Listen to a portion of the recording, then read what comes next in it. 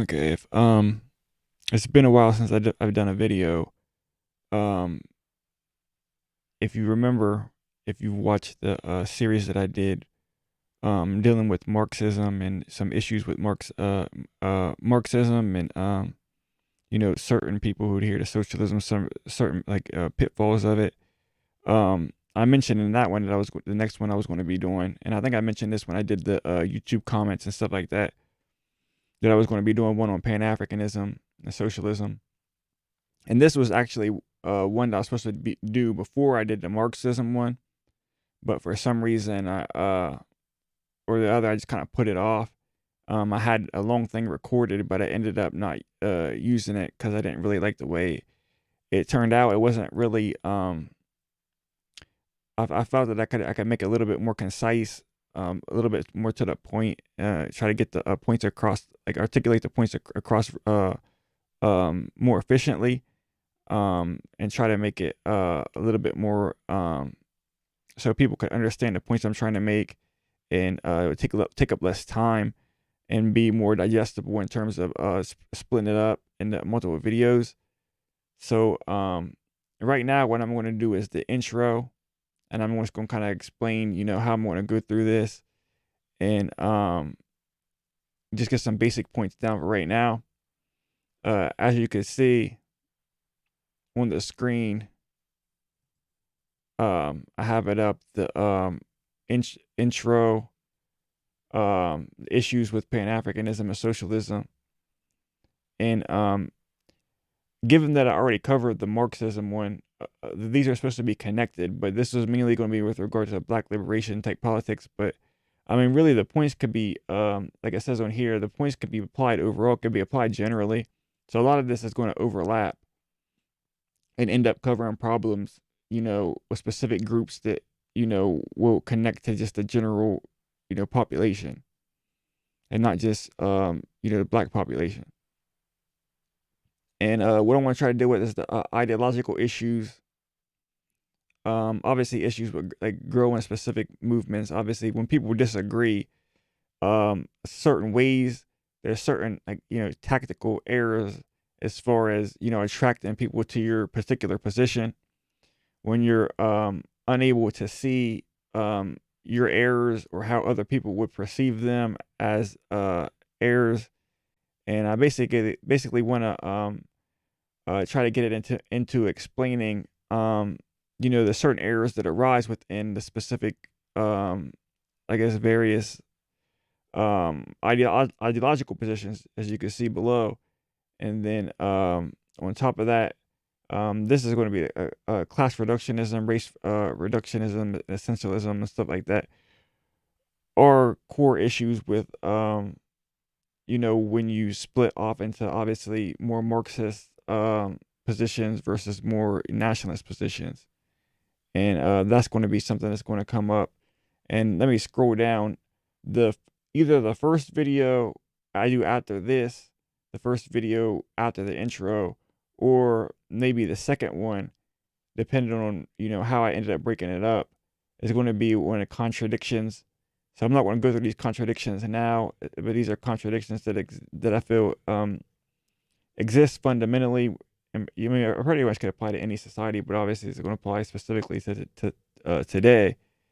And as the series goes on, I discuss different things. I'm going to try to get into like I said, ideological development.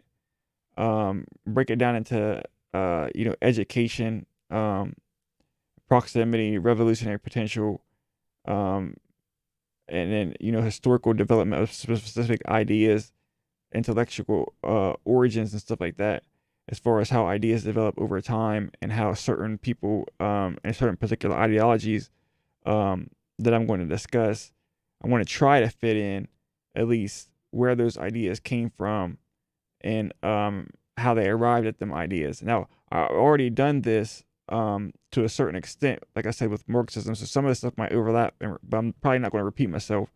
So that video would be important with that, to go for that specifically. But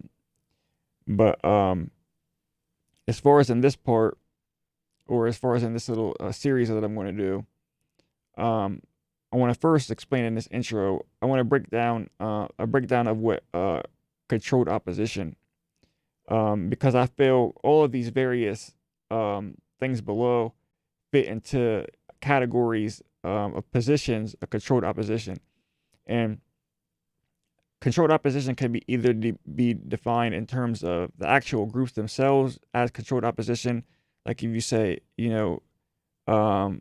democratic controlled opposition, people who are liberals favor the Democratic Party or whatever their particular type of ideologies, or the act of controlling opposition as a what would you consider an operation.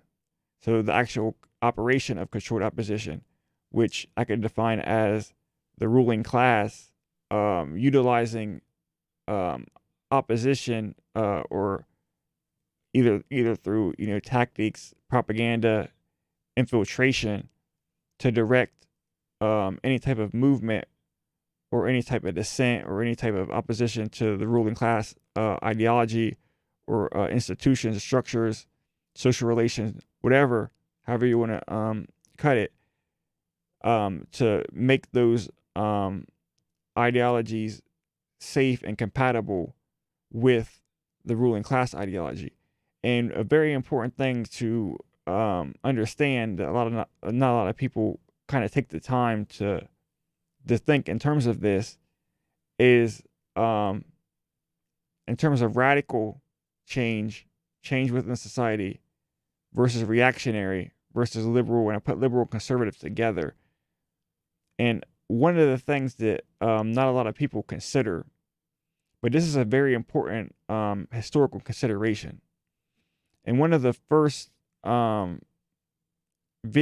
that I can remember, not one of the first, but at the beginning of my political, journey, getting to, where I'm at, how I developed, one of the videos that I remember is a video from Noam Chomsky describing the issue with modern, what we call libertarian today, which is kind of incorrect naming, obviously, because libertarian in its traditional sense means socialist, but the co-opting of libertarian, which I'm not going to get into, but he discusses how liberals from a particular time who might have been anti-state, anti-authority,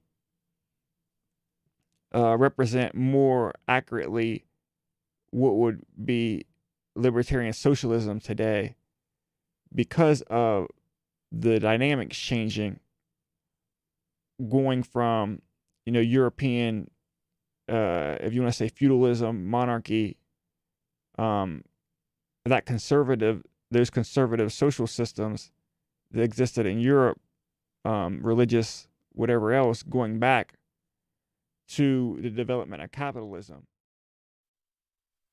Let me begin by saying something about liberalism, which is a very complicated concept. I think it's correct, surely, that liberalism grew up in the intellectual environment of empiricism and the rejection of authority and trust in the evidence of the senses and so on. It was a post-feudal but pre-capitalist world. But there was a tremendous disparity between individuals on the one hand and the state on the other. He couldn't conceive of an era in which a corporation would be regarded as an individual, let's say, or in which enormous disparities in control over resources and production would distinguish between individuals in a massive fashion. And that's very similar to the analysis that obviously young Marx has, obviously, with regard to his opposition to the young Hegelians during that time period.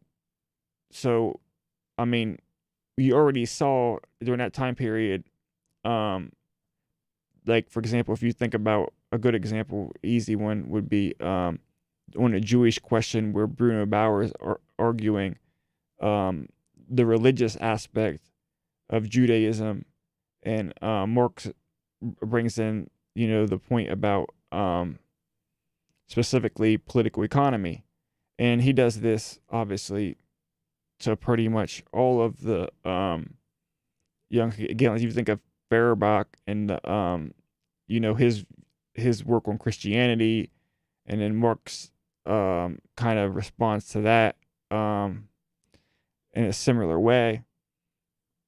So that was kind of his Marx something that Marx saw society developing, but certain individuals not taking the political economic lens of and noticing specifically the society was shifting from a base of power in the particular aristocracy to new money, basically, in the sense of the rise of industrial capitalism, and those industrial capitalists being able to work their ideology into the and their power and politics into the ruling class structures.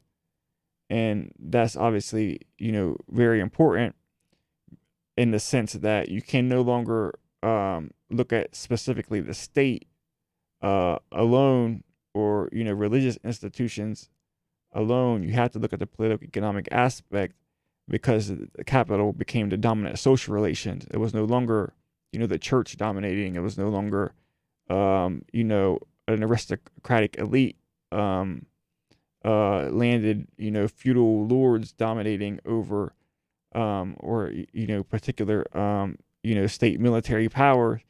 The capital became the prominent, and then obviously once capital became the prominent, capital took over aspects of the state. And it wasn't just that capital just took over. Obviously it's the point that people get confused on. Obviously the old aristocracy was able to adjust insofar as they could to maintain power by utilizing capital themselves, and their wealth and accumulated wealth, and obviously land ownership and ruling class position to go along with capitalism. But as a separate point that I make about issues with Marxism, obviously you have to understand that as part of the class analysis, that bourgeois was the middle class bourgeoisie, and obviously aristocracy that existed before that didn't completely dissipate, but sections of the higher bourgeoisie were allowed sort of into a ruling class framework through dictatorship of capital themselves. But it didn't completely displace, obviously, the certain monarchies and ruling class, obviously, who still existed in general. So liberal conservative obviously is going to go together, because what happened during those revolutions, think of the American Revolution, topic of conversation recently with on Twitter, Gerald Horne work. If you consider the American Revolution, it was very liberal in nature in terms of the ideology being professed, in terms of the ideologies around liberty, for example. Okay. So what the split between liberal and conservative is in a liberal society becomes basically liberal conservatism or conservative liberalism, basically. So you don't have a conservative aspect today with regard to social structures.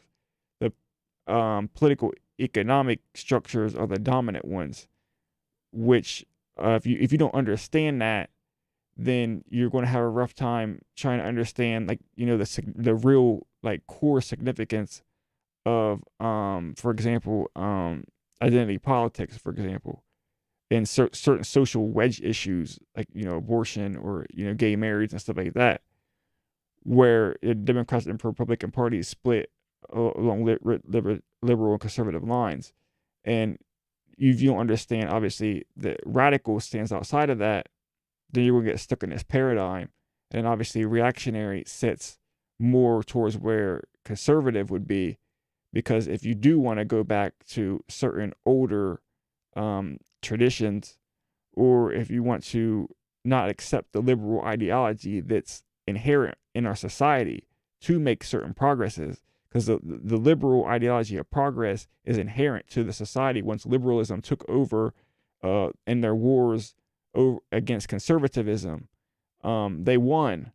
So that became the dominant ideological framework. It was no longer, respect for tradition. It was a progressive tradition along with liberal lines of progress. So any attack against that could be considered, reactionary in a sense, right? Just in a sense. And so this is what I broke this down to, the various aspects of controlled opposition that exist. And what you're looking at here, you're looking at the liberal establishment. Okay, that's liberal Democrats and conservative slash libertarian Republicans. And obviously independents who fall within, or moderates who fall, within, back and forth within this paradigm. And this is the primary paradigm along which mainstream U.S. politics functions, right? Between the liberal Democrats and conservative, obviously they're liberals too. That's why I said liberal establishment. They're liberals too, Republicans. Okay. And this will help understand, because these things work dynamically as far as certain, co-opting of particular ideas within specific frameworks to get back into the framework of acceptable ideas of conservative and liberal. And what I didn't do a video on, but I can point out at this moment specifically, would be like kind of the dynamics of how the parties sort of developed over time, and how they operate. The Democratic Party, to put it simply, is the Democratic Party. They're the main party in the U.S. that the vast majority, they're the majority party. What the Republicanism always represented was controlled opposition, but in the sense that well, they're the ones to allow for controlled opposition, I guess I should say. The Democrats, being the majority party, can't do that, because if you allow controlled opposition within the main Democratic Party, and you lost to them, for example, if like, for example, think about the Tea Party and as a controlled, sort of bunch, or just any like libertarians, or people who are right leaning. Think of the red pill crowd, or just any like the QAnon, or any of these type of movements. Trump probably being any of these type of movements. If they were allowed in the Democratic Party with mass appeal, think of if Bernie Sanders was allowed, for example, to take over versus Trump, what the difference would have been in terms of what the implications would be for the ruling class, based on how the Democratic Party functions, right? That's a concrete example, and that's why you'll notice historically it doesn't matter. Was like, you go back to Eugene McCarthy, or any of these other instances historically. Obviously, Jesse Jackson. You could look at what was another one? Oh, that's what I was thinking of. I found it. The 1972 election was McGovern. That's what I was thinking.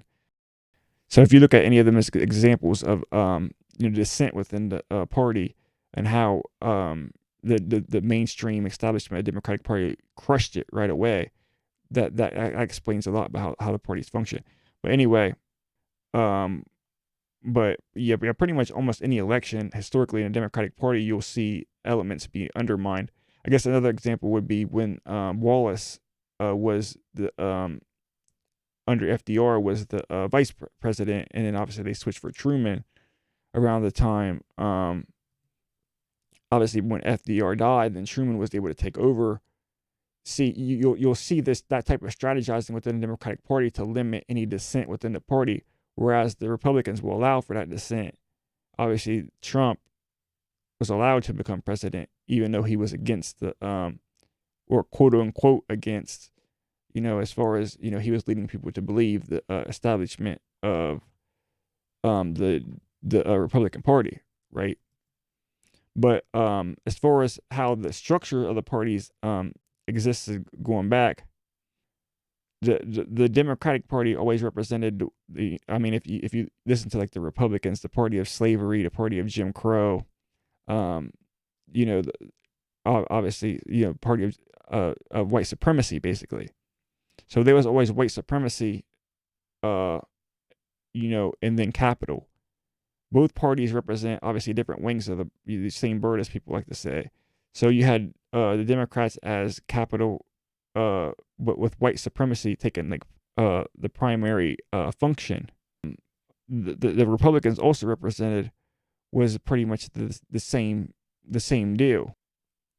What we have now is the Republicans operated, if you remember, as a party of big business, as a party of capital first during the transitionary stage.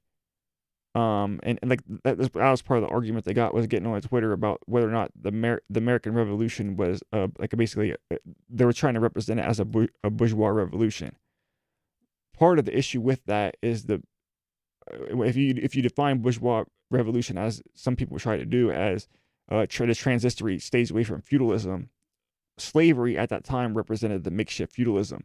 So the actual and if you look at any of the documents or arguments they were having at that time, it was pretty well known that they were intentionally leaving the slavery issue like pushed down, like kind of just ignoring it, knowing that would kind of explode in our faces. So I mean, you could in a sense say that they knew at that time, and this was part of the arguments over like the Constitution and stuff like that, that there was going to be an actual civil war that represented more of a bourgeois type revolution, which eventually happened with the Civil War, which did see the Republicans, although they pretended to be,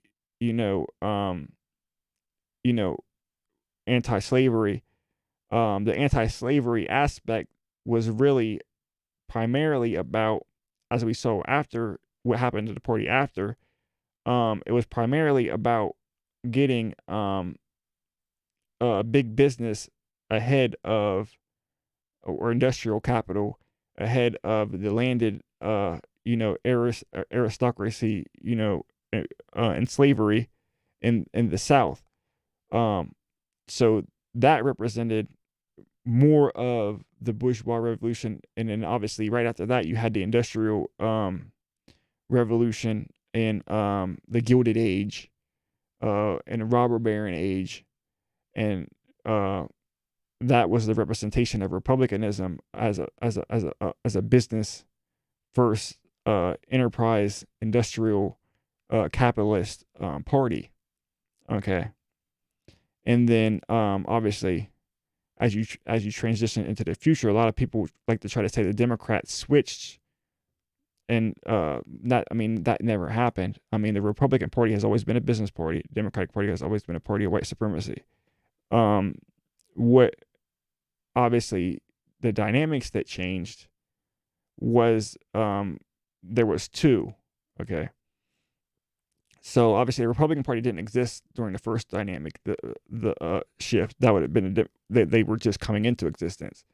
But at one point in time, the Democrats were the party. I mean, for a very long time, the Democrats were the party arguing against federalism in terms of strong federal government. What in that sense, because some people use the term like federal, for weaker aspects, but that's just a different usage of terms over time. It kind of people use it differently. But the Democrats were the ones arguing against government Obviously, Republicans utilized government interests when big business needed to go crush slavery in the South to get themselves ahead, obviously. But the dynamic that changed was um, once government could be utilized by the people for like, intangibles or to crush big business, the Republicans opposed. Besides, I mean, and obviously, I guess the kind of the ironic story, of where, Teddy Roosevelt, for example, they kind of accidentally got him into presidency through the Republicans, but obviously he ended up going through the progressive, like Bull Moose party later on. Um, so, but and that was pretty much, they messed up with the Teddy Roosevelt thing and kind of got, he, ended up being president, and I mean, they adjusted for that moving forward. But I mean, in general, the Republican Party maintained, the party of business, and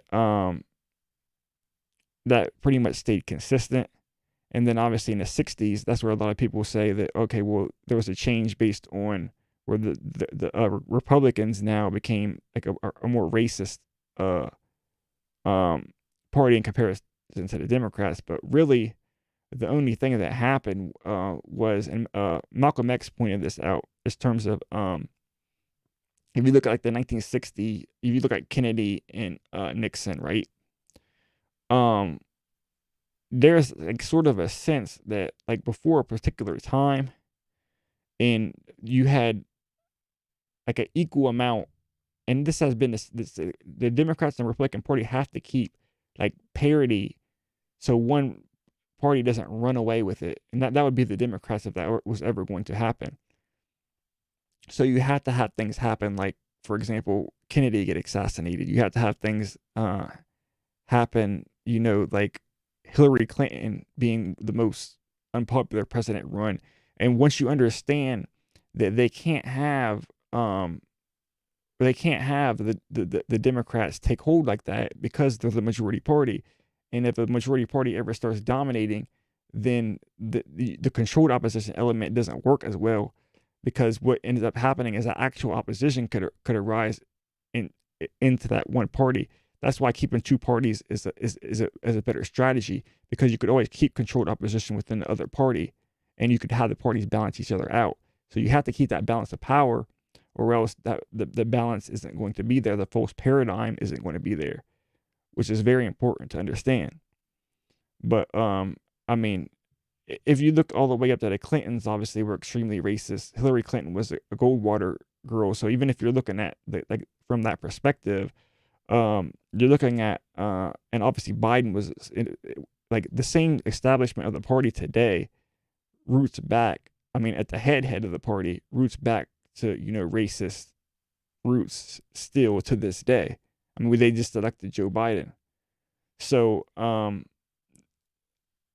the whole idea that it kind of shifted in terms of racism really isn't true. And it pretty much what happened was, because they had that parity, the Democrats started getting portions of the black vote, not because the Democrats were pro black, but because the Democrats were the only group willing to utilize government at that point for representation for the people in terms of programs, right?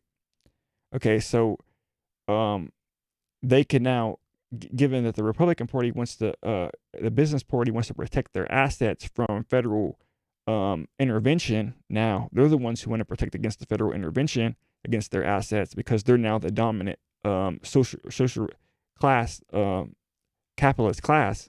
It's no longer the landed aristocracy, feudal aristocracy in the South. Basically, it is now capitalists. They're the ones trying to protect their assets from government now, and that kind of explains why the libertarian thing came, because obviously libertarianism, arguing against the state intervention, particularly arguing against federal government, right, allows them to kind of basically argue away the issue of, right, that's perfect controlled opposition, because you literally have the people who need to utilize state power in order to kind of crush the dominant force of big business, kind of being argued that they shouldn't intervene. The state shouldn't intervene and shouldn't get involved. Which, I mean, that's like kind of self-fulfilling prophecy of never being able to succeed, and which kind of constitutes the issue with, anarchism and libertarianism in general, even from a left-wing perspective. The other ideological issue with anarchism, I mean, just really quickly, why I'm on this subject,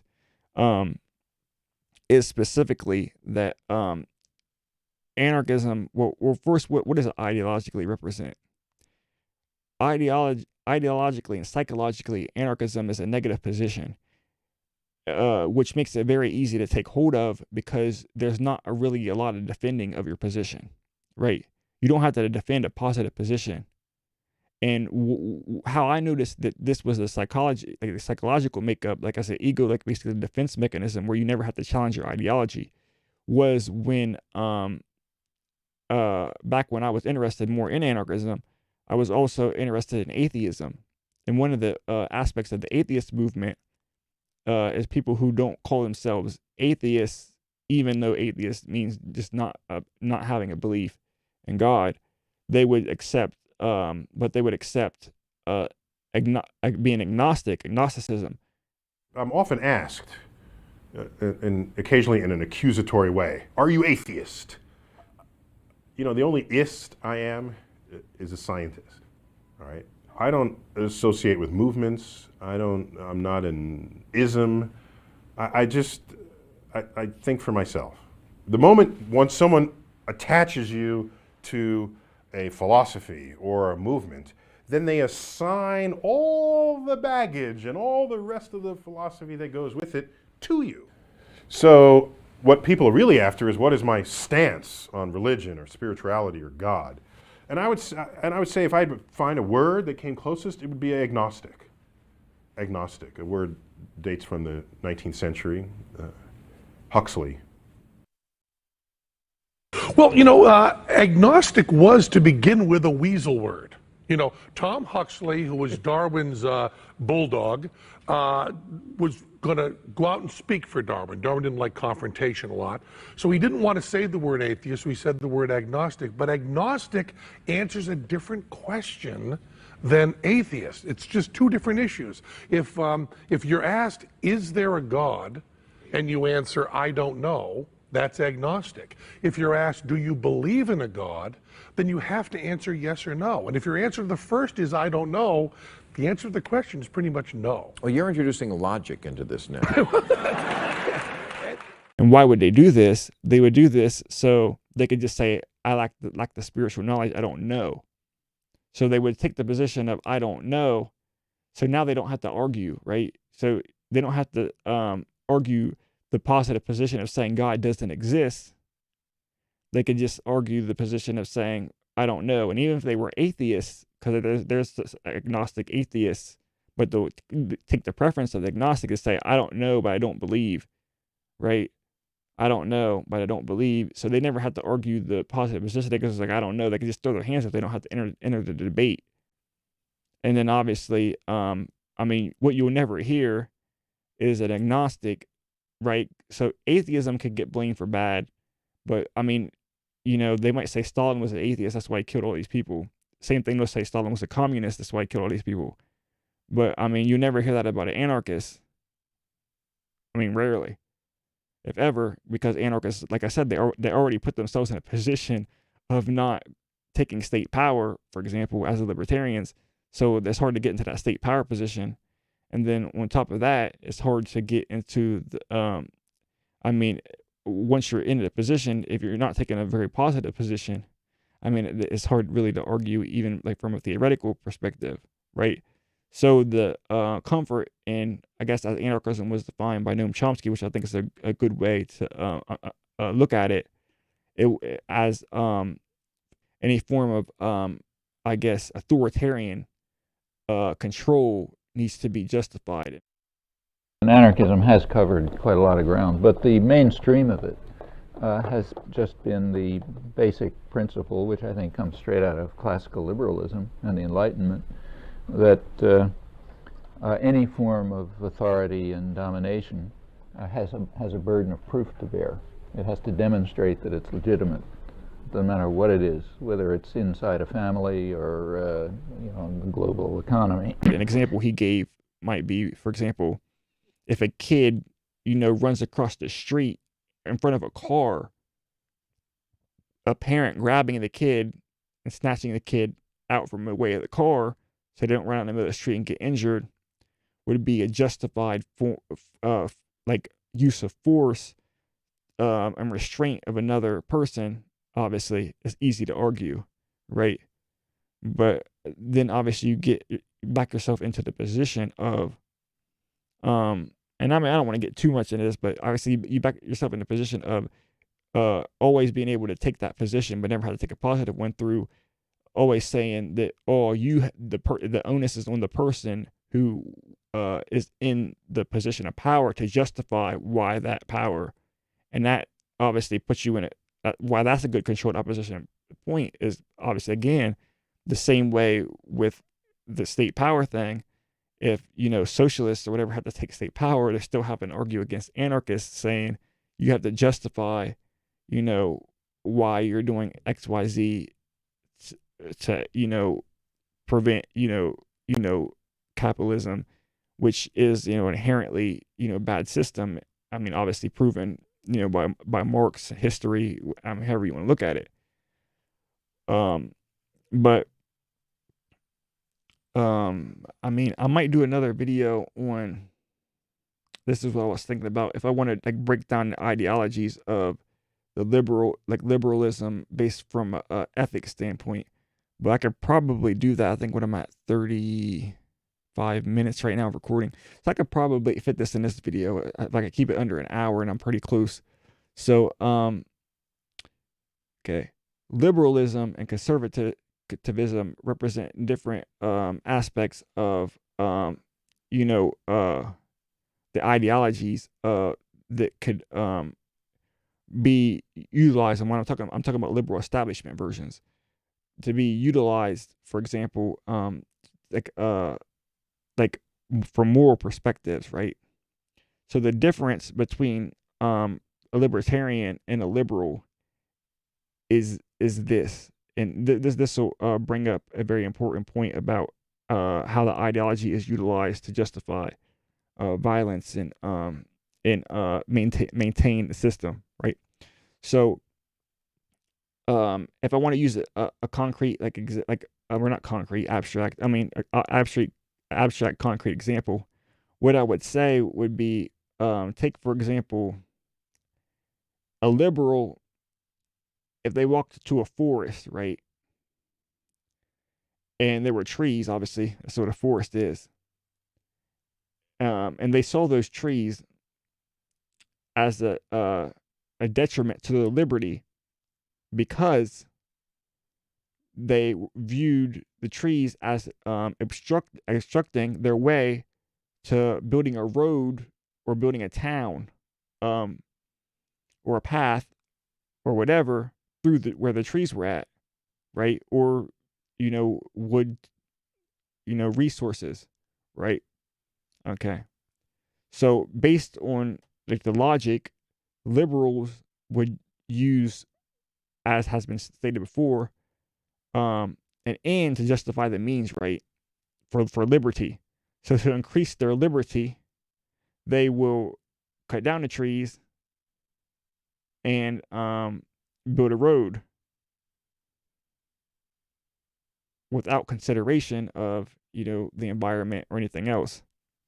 Which sounds probably counterintuitive, that liberals usually get associated with, environmentalism. But I mean, in practice, if you're looking at, like I said, you have to look at it from the perspective of not the liberal paradigm versus conservative, which is used to split the ideas of two sides of the same coin. You have to look at it from the liberal establishment, liberal being the dominant ideology. So a lot of times, Democrats will take that the environmentalist standpoint as a co-opt, but they're not really. I mean, come on. I mean, they're not doing really anything to stop any type of environmental damage. But what they could use to justify that, and obviously a libertarian view would be, well, liberty has to stand as a core principle, not just um liberty at any expense, but it has to stand as a core principle. So a libertarian ideology would be view the tree taking down the trees as having to be justified first, at the same as anarchism, right? The difference between anarchism and libertarianism, in essence, basically, is the root and viewpoint, because they pretty much can be the same. As anarchy comes from the root, obviously not of liberty, but the root of anarchy without rulers, right? So that's basically the main difference. Is one comes from the without rulers, another one comes from libertarian, which goes back to libertarian arguments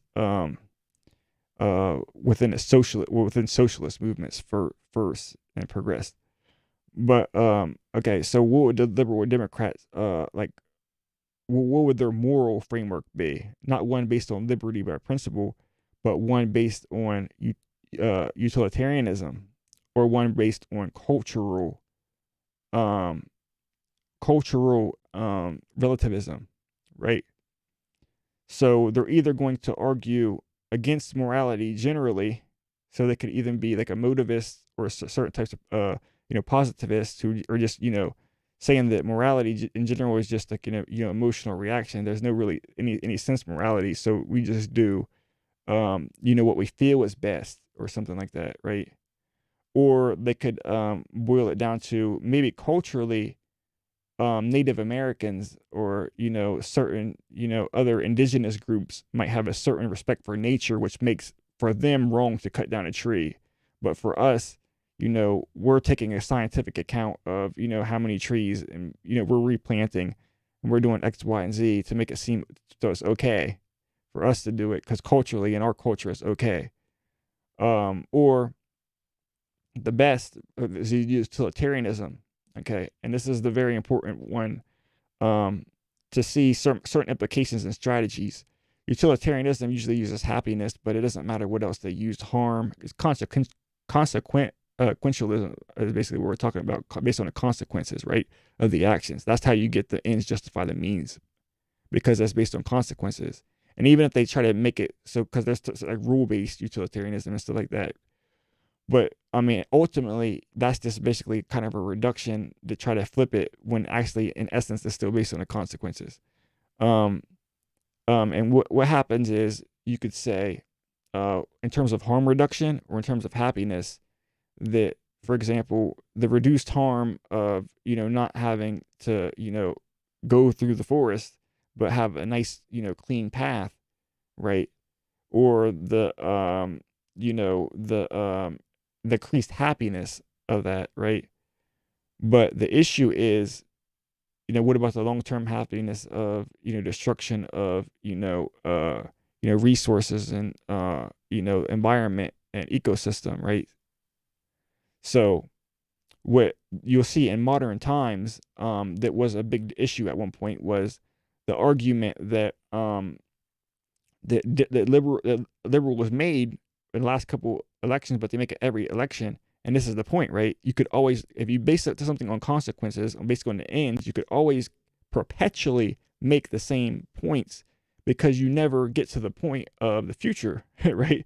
Because the present's always right now, right? So you can never get to the future, right? So what you can end up do is say X, lesser of two evils, will reduce harm, like was argued for Biden over Trump. But the same thing was argued for Hillary over Trump. And the same thing was argued for, going back, Lyndon Johnson over whoever else, or, whatever political election it is, Al Gore, whoever else, you could always argue that it's going to be harm reduction involved. And you never have to take really responsibility. Some people will, obviously with Biden, some people did apologize, but the fact is that they made that argument in the first place, right? They based it on something that you could prove was incorrect at the time, but you utilize the harm reduction future method to be able to say, and like obviously they could do the same thing next election. Any bad guy on the other side, they could always say harm reduction future. We need to protect. Things could get a lot worse. They're bad now, but they could get a lot worse if we don't do X, Y, Z, right? So that's a huge ideological benefit that developed, and obviously the overall implications is to perpetuate capitalism and not ever challenge the ruling class, in the sense that you could always just kick the can down the road like that. The Republicans, on the other hand, besides the libertarian principle, and obviously the libertarian principle contains non-aggression, which kind of has the same effect of not being able to challenge power without being able to justify, and obviously they're not going to allow your conditions to justify challenging their power, because the conditions are assumed as normal by their ideological framework, right? So, owning private property, and certain labor practices and stuff are viewed as normal, or just hidden and pretend it doesn't happen, or it's not a part of the system, right? You could always say that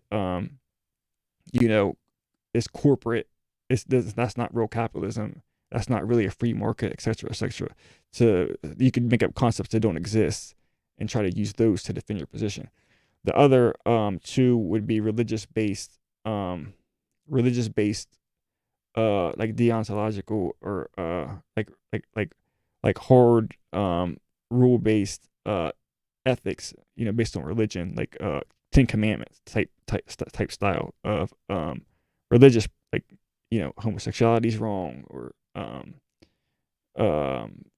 don't kill, don't steal under any circumstances, abortion's wrong, just hard, religious based rules for morality.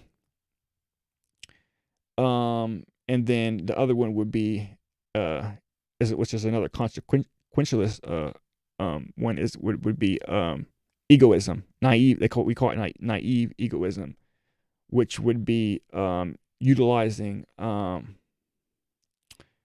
it's my self-interest, and that kind of would be the same thing. It would be in all of our best interests to vote for Trump. It's going to increase, like, our interests. It was just the same exact argument as the happiness or the harm reduction. So obviously you could utilize the same point. Okay, so everything, like I said, with these liberal versus conservative, everything is going to try to filter back to these two in controlled opposition. So I'm not going to discuss these. I put these there just so you understand how everything's going to filter back to these. But the ones that I will discuss, and I'm not necessarily sure who I want to use, but what I'm going to do here is I want to come with a video of discussing each one of these in separate videos. I'm pretty sure, I don't know if I'll do all of them, but I'm definitely going to do the Marxism one, and I'm definitely going to do the identity based, and so that might split it up into a video. I know that I'm going to use Adolph Reed for the socialist one, for the class reductionist argument. And he does a good job of arguing against race reductionism. So this is going to be Adolph Reed is really good to use for this.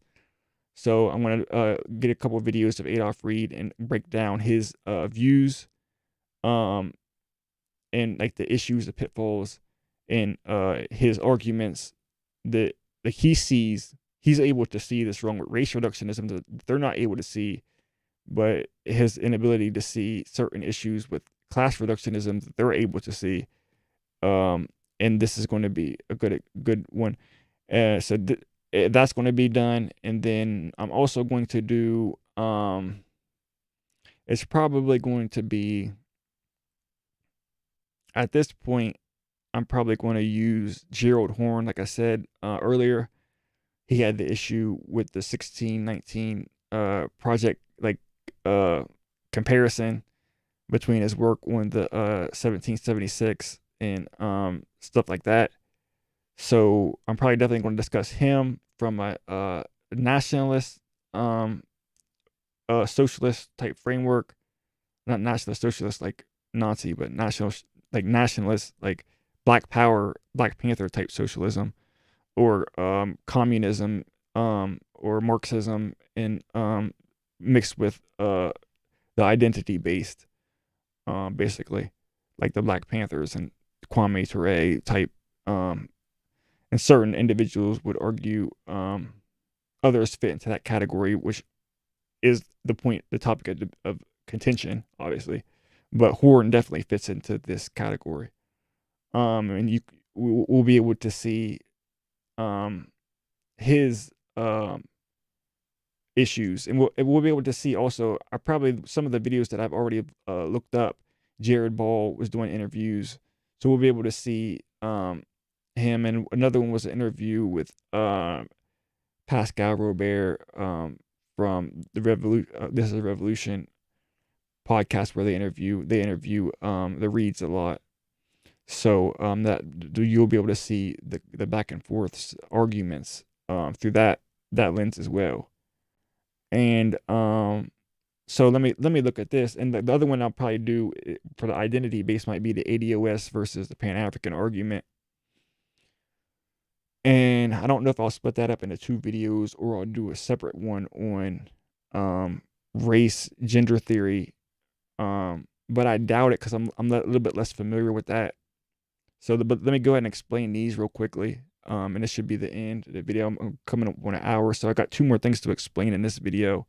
I'm going to explain these identities quickly, and then I'm going to explain what I got down here in my note, my last note. So, the socialist usually breaks into 2 categories, and obviously this is a spectrum, like the same as this. So you have bourgeois socialism. Bourgeois socialism, the way I use it, you're talking any group that follows there's a bourgeois or liberal co-opting of socialist elements, right? So anytime someone calls themselves a socialist, any ranging from AOC to Bernie Sanders, DSA, really anybody who calls himself a socialist but ends up filtering way back into this liberal category would be a bourgeois socialist. And this was an issue from the time of Marx. That's why they use the term communist, obviously. But either way, it's in one of the explanations to why they called it the Communist Manifesto instead of the Socialist Manifesto, explaining how the term socialism was already being co-opted by elites. So, and then obviously you have Marxism itself. Marxism, scientific socialism, you might see historical materialism, dialectical materialism, whatever, all in this type of category. And these, like I said, these overlap, whatever else. And then I put identity based here, which was a last minute thing, because I was going to say, I was going to consider this nationalism and break it down into nationalism versus Black Power. But what I realized was it's better if I break it into race nationalism, because as better as exemplifies across the board issues with obviously nationalism, right? So you can have a fusion of scientific socialism with race nationalism, like in the Black Panther Party, right? And like I said, like you could have a fusion with race and gender theory and scientific socialism. You could have a race and gender theory and race nationalism. You could have a race and gender theory and liberal Democrats, like co-opting of identity politics. You could have it's just with race nationalism, liberal Democrats, like, you know, electing Obama. The symbolism that they like to take advantage of, the African American designation, you know, different type of stuff like that, right? You could have, you know, it connected with, you know, the any of them connected with the bourgeois socialism, which could still filter back into the Democratic Party co-opting, usually where it usually ends up. And one thing I put scientific socialism and Marxism, but technically you could say socialism generally. can filter back into conservative, reactionary aspects as well through what people consider, what people like to call fascism. I don't like to use that term in all instances, because I really don't like the framework at all. That's not the framework I use to utilize understanding liberal capitalist democracy. I understand that all those elements that people consider fascism are just inherent elements to capitalism anyway. So regardless of whether or not they use controlled opposition, it happens to like utilize certain elements that already existed anyway, but just get blamed for it is totally kind of like crazy to me. But obviously, National Socialism, like I said before, nationalist and socialist, National Socialism was utilized obviously by Nazi Germany, right? And people like to get in this argument, but I mean, if you define socialism generally, which the term actually means, is just kind of movements that arose out of opposition to capitalism, and technically, the Nazis were pretending, co-opting controlled opposition to be anti-capitalist. Why in practice, practically, their function was to be anti-communist. So, like I said, race nationalism and race and gender theory, obviously. So, what I want to do quickly is explain. I'm going to try to explain like quick explanations of obviously the pitfalls of these various ideologies. I mean, obviously with bourgeois socialism, I mean, it's kind of obvious. Reformism just by definition doesn't work.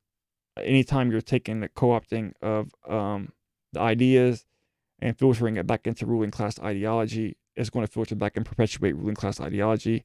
It really doesn't matter how many times this has to be proven, and you're probably not even going to keep the gains if you make any gains at all through reform. As we saw with, pretty much all of, New Deal stuff being stripped, or all of gains through, the civil rights movement being stripped. I mean, gains just get stripped. You're never going to make any type of meaningful progress through reformism, through being co-opted, by definition. So that's that. The same applies to Marxism in terms of class reductionism, because that ends up getting co-opted. And a lot of the times they try to say that the race issue gets co-opted, but the class issue gets co-opted through the parties too. How this is done, with race is obvious, right? Like I already mentioned, Obama, symbolism, like diversity, inclusion, right? You could just have, a neoliberal black president, right? Whatever, and with the same agenda, right? But how they utilize class and I mean, like I said already, this is one of the things I don't want to talk about extensively because I already dealt with this in the video on Marxism and socialism.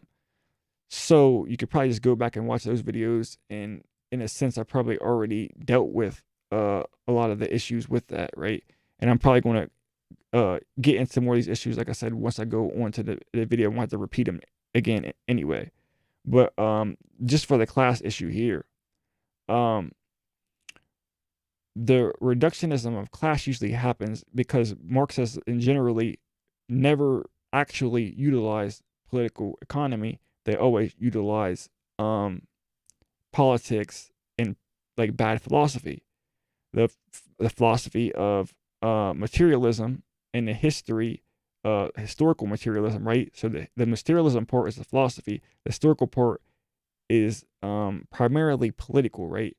Of how they view class, and they never in class analysis technically is politics, and political, and based on philosophical principles and political economic principles they like to ignore.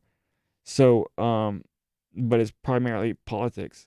But in terms of class, they don't really do a class analysis, as I mentioned in other videos. So what you end up getting is for example, if you take Bernie Sanders, for example, the 99%, right? And if you look back, if you remember Obama, what Obama did was Tavis Smiley and Cornel West went at him pretty heavily at one point for ignoring poverty, right?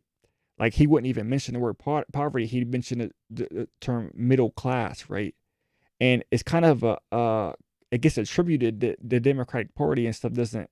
I mean, the Democratic Party, the same way that they pretend to do things for black people, they pretend to do things that are generally beneficial to a large group of middle class people, right? And they might do it in a way that kind of, tries to erase poverty and just pretend to everybody's middle class and just pretend that everybody, is together in that sense.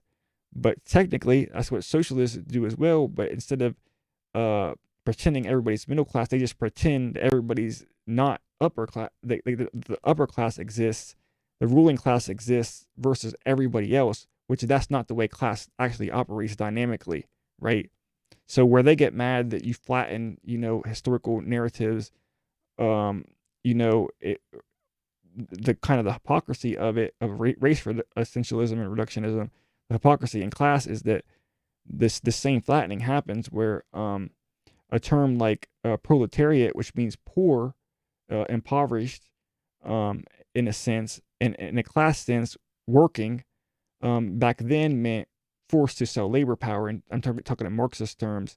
And the poverty was extreme. The situations that people endured during that time of industrial capitalism was extreme.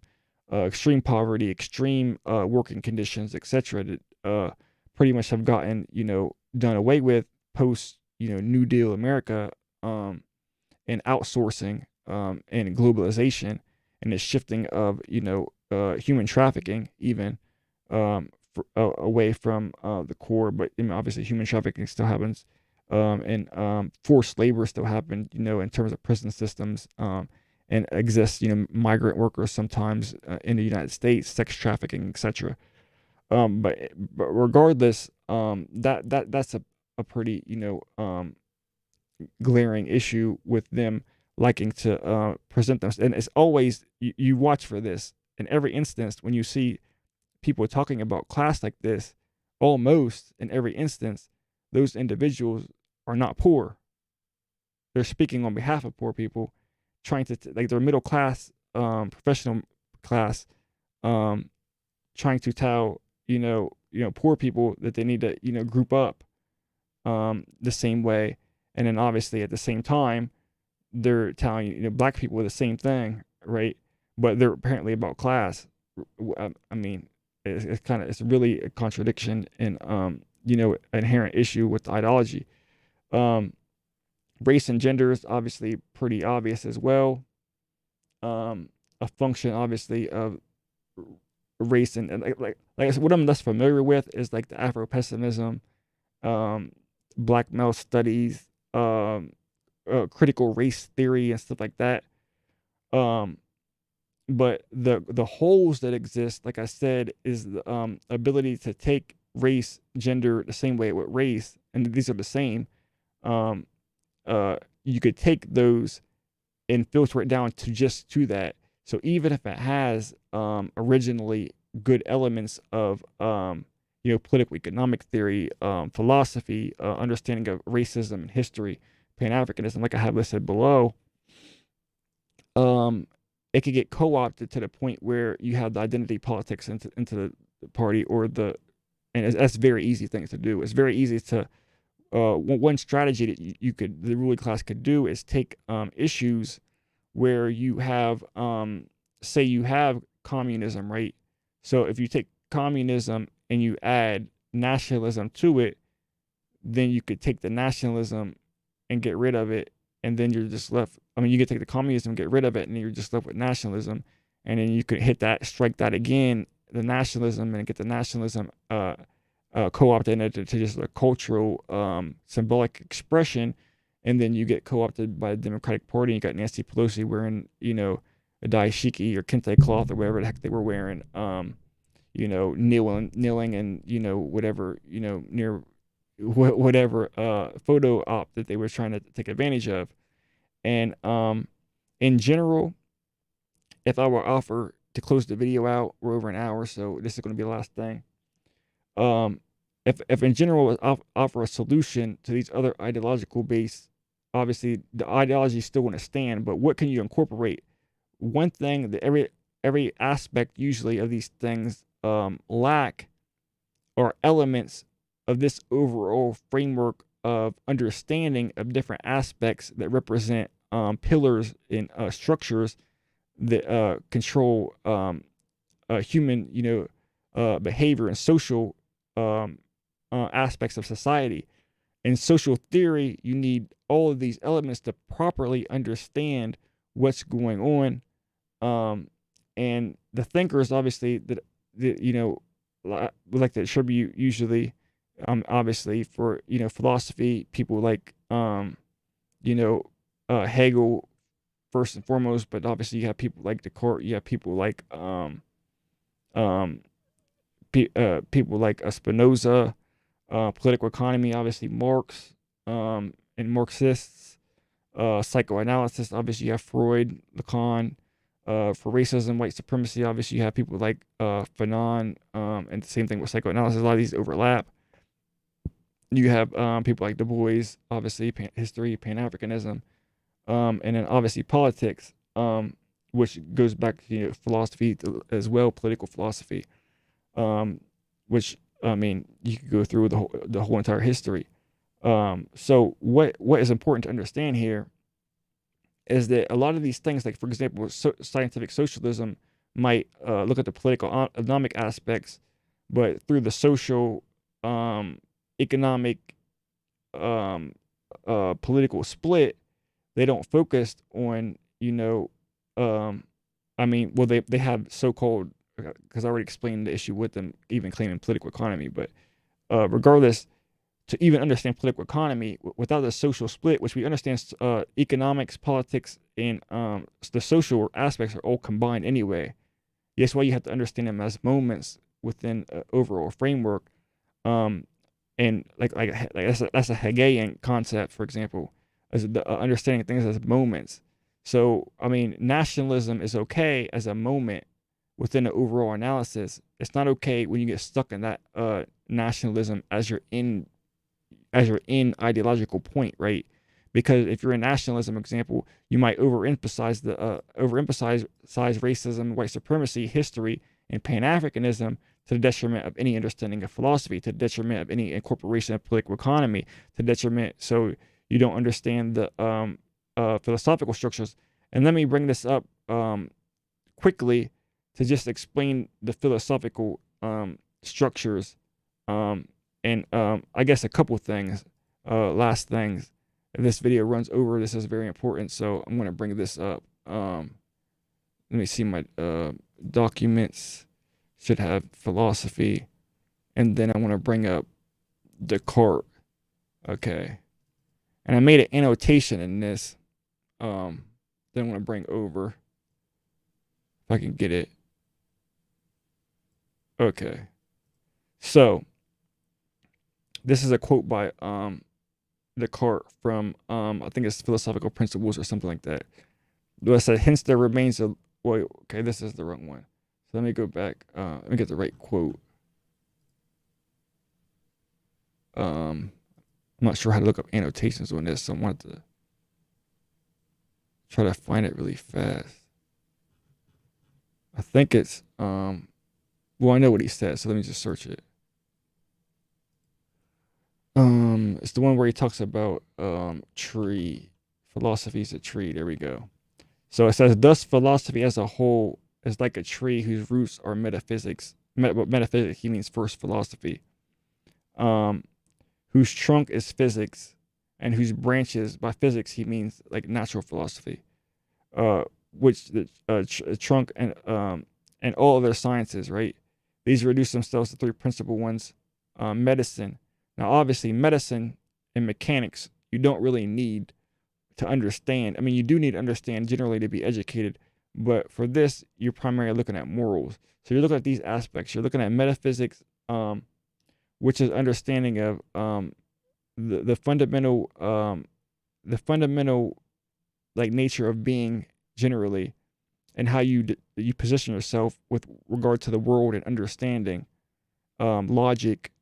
As broken down by Hegel, this would be obviously you have the ontological aspect, you have being, you have essence, and then you have logic. So that's pretty much how it breaks down. And it says, I mean the highest, these reduce themselves to three principal ones. I mean the highest and most perfect moral science, which presupposing a complete knowledge of the other sciences is the last degree of wisdom. So that is the point of philosophy and metaphysics specifically. And this is a reason why metaphysics was attacked so harshly by capitalist English philosophers, because the issue that they needed to get rid of was the morality, to be able to defend, capitalism, colonialism, slavery. I mean, the only way you could defend that is to throw morals completely out the window, which, I mean, when you get to like logical positivism and you get to this, these English understandings of utilitarianism and stuff like that, that's what you end up getting. And this is very important because obviously ethical understanding is important to understanding generally. And I made another annotation in this other work by it's supposed to give me issues. So annotation in this work, this is Hobbes replying to Descartes' Meditations. And this is where, actually he makes two annotations. Two important points to make this really quickly. One is with regard to the concept of God. That was done in the Meditations, where the ontological argument for the existence of God. But Hobbes argues against the term idea. And this is very important because this is where the concept of Hegelian idea comes from. And when Hegel talks about the idea and God and stuff like that, this is where it comes from. Hobbes wants the term idea to be used to refer only to the images of material things that are portrayed in the corporal imagination. And with this on board, he can easily prove that there can't be any proper idea of an angel or of God. But I make it quite clear in several places throughout the Meditations, and especially in this very place, that I take idea to refer to whatever is immediately perceived by the mind. For example, when I want or fear something, I simultaneously perceive that I want or am afraid, and that is why I count wanting and fearing among my ideas. I use the word idea because it was the term that philosophers standardly use to refer to kinds of perceptions belonging to the divine mind, although we recognize that God doesn't have any corporal imagination, right? And I had no more appropriate term at my disposal. I think I explained the idea of God fully enough to satisfy anyone who is prepared to attend to my meaning. I cannot possibly satisfy those who give my words different sense of other the ones I attended. But this is very important because this is where the term idea comes from and what he's talking about in terms of the term idea. So when Hegel's talking about it, he's talking about, like I said, the various moments. So the completeness of the idea, 2 points. One, it involves all various moments and all aspects of knowledge, like the course describing in the philosophy being a tree. Secondly, it is infinite, right? So you always grow your knowledge because obviously you can't be God. You can't be that which is, knows everything. So you continually grow your knowledge by adding more to your knowledge. And what happens with these other things like I mentioned is you get the limitations that arise from getting stuck at various ideological moments, but not incorporating the whole idea, not incorporating and growing to all other aspects of knowledge. You get stuck into the specific ones. So let me see if I could find the other annotation. I think it was like 40 something. Yeah, right here. Wait, let me go. I think it was 444 or something like that. Yeah.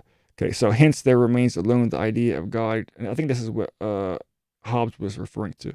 Hence, there remains alone the idea of God, concerning which we must consider whether it is not something that is capable of proceeding from me myself.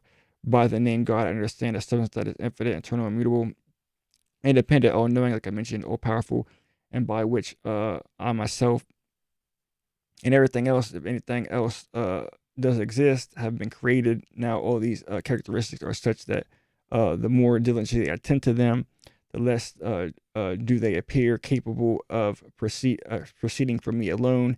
Hence, from what has been already said, we must conclude that God necessarily exists. If you want more on this, Spinoza, get his complete works, and he explains Descartes' philosophy, and he expands on it in the Ethics, which is probably one of the greatest philosophical works that you could look at, is the Ethics by Spinoza, which why it's suppressed so hard, including to this day. And it's why, if you look at the philosophers throughout the times, insofar as they made errors, ignored Spinoza almost completely.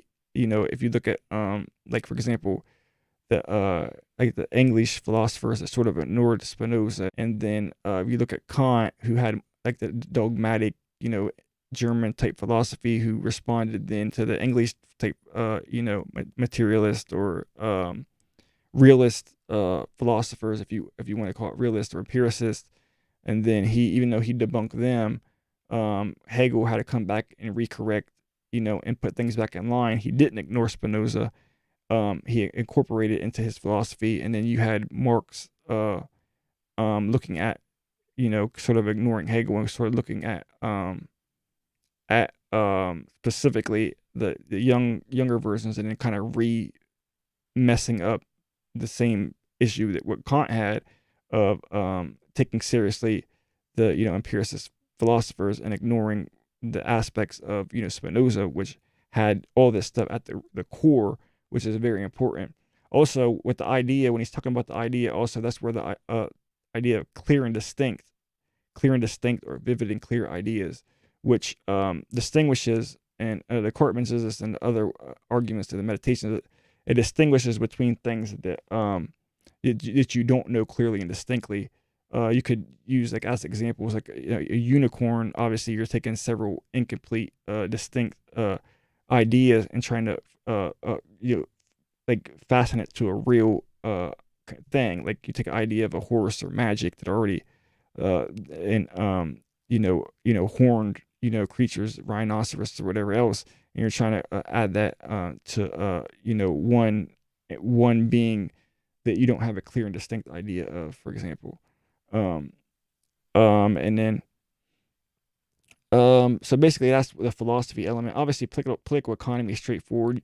So you have to understand the philosophical aspects to get to the moral aspects, and the political philosophy, the political philosophy of how you function morally within a state, and how morality functions within a state and transfers to law and affects politics. That's very important. Always to understand, the core philosophy, plus logical thinking, dialectic, how to understand ideas, how to distinguish concepts, establish difference between concepts, being charitable in arguments, logical process, like everything about thinking. And obviously political economy is economy. Obviously, that explains itself. Psychoanalysis, obviously you have to understand the mind, you have to understand people's dispositions. And obviously that's a very important aspect of understanding ideology, of understanding why people's motivations, understanding ways society functions to keep ideological identity. So you understand controlled opposition, because you can understand identity, you can understand group psychology, you can understand how people act in groups. You could understand, how influence and cognitive dissonance and groupthink and stuff work. Obviously, racism and white supremacy, like I said, which Verity Spoons could ignore this. The history of racism and white supremacy, specifically, is important to understanding class analysis, understanding the role that colonialism, specifically in slavery, played in the development of capitalism, and understanding, and this is very important, contradiction that exists, like I said, exists within, the scientific socialism, Marxism, is they make the same error that the political economist that Marx pointed out, right? Alienation, right? If you read Black Skin, White Mask by Fanon, the point that he makes about the alienation of blackness from whiteness, right, is similar to the alienation that exists between capital and labor, right? So that's the exact same thing. What Marx obviously argued was through the reification process of creating something, a social relation, right, out of the commodities. The same thing was done with skin color and race, and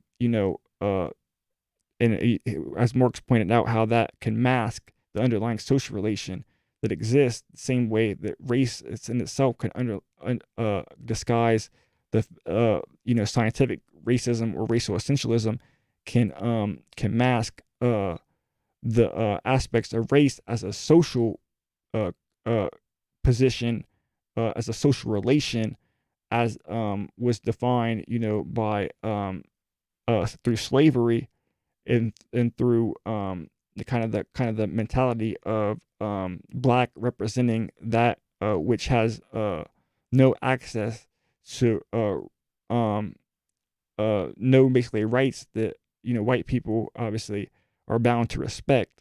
So there's no assumption or of being bound by any respect for your rights, where at least on for white people generally, that assumption exists first, that there will be some type of respect for rights, but blackness is defined as that which has no rights, they're permanently enslaved, in the sense obviously during slavery that any other group usually was within indentured servitude had wasn't lifelong. You got tangible benefits afterwards. Black people was a permanent exclusion from these particular rights, and subject to genocide, etc. And obviously colonialism obviously plays a big part of that. Obviously wiping out even Native Americans plays a big part of that. Yeah, and basically what I mean by that is so they want to accept that with class, like the Marx analysis of how their social relation exists with capital, but they don't want to see the exact same thing. They're doing the exact same thing that the political economists did, that Marx pointed out, by ignoring the social relations that exist politically, economically, with wage labor for capital. They're ignoring that same relation with regard to enslavement of Africans when it comes to racism and the social relation between black and white, and the alienation between black and white. In politics specifically, and all these groups, like I said, could ignore or do politics, but by politics I mean specifically power and ruling class operation.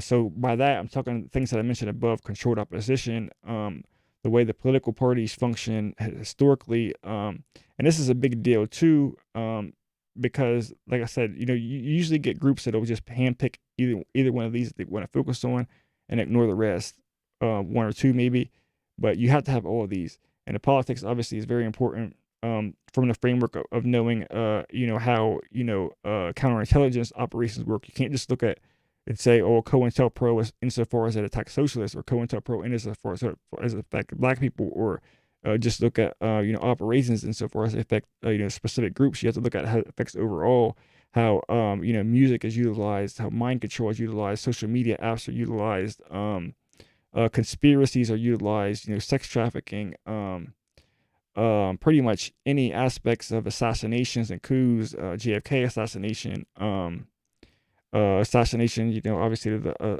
civil rights leaders, rigging of elections is a big deal. Just all this type of stuff that people want to just pretend doesn't happen or doesn't exist. Like conspiracies for controlled opposition, you name it, mass incarceration, passing of laws, legal aspects of even the structures of white supremacy and racism, across the board politics.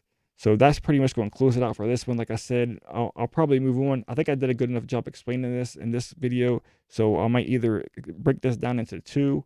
So that last explanation, it took a little bit longer, won't kind of make this video like super long. But then otherwise, I'm just going to go and I'll be doing, picking one, maybe either Adolph Reed first or the Adolph Reed or Gerald Horne to go over some of the issues with those aspects. And so stay tuned for that.